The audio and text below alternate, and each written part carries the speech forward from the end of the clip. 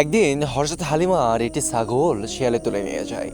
ছেলের মুখে ছাগল হারানোর কথা শুনে দুধমা হালিমা হতাশ হয়ে যান। বিশ্বনবী হযরত মুহাম্মদ সাল্লাল্লাহু আলাইহি সাল্লাম দুধমা হালিমার হতাশা দেখে তিনি জঙ্গলে চলে যান। চিৎকার করে বলেন, সমস্ত জানোয়ার একত্রিত হয়ে যাও। তখন সমস্ত জানোয়ার বিশ্বনবী হযরত মুহাম্মদ সাল্লাল্লাহু আলাইহি সাল্লামের পায়ের কাছে চলে আসেন। সেখানে শিয়ালটিও ছিল, ছাগলটিও ছিল। বিশ্বনবী হযরত মুহাম্মদ সাল্লাল্লাহু আলাইহি সাল্লাম বলেন, তুমি কি জানতে না এটা হালিমার ছাগল? শিয়ালটি উত্তরে বলে, আপনি অনেক দিন হলো জঙ্গলে আসেন নাই, তাই আমরা আপনার দিদার করতে পারি নাই, এই জন্যই ছাগলটাকে তুলে নিয়ে এসেছি। এই বলে সমস্ত জানোয়ার সিজদায় লুটে পড়ে। বিশ্বনবী হযরত মুহাম্মদ সাল্লাল্লাহু আলাইহি সাল্লাম ছাগলটি নিয়ে বাসায় চলে যান।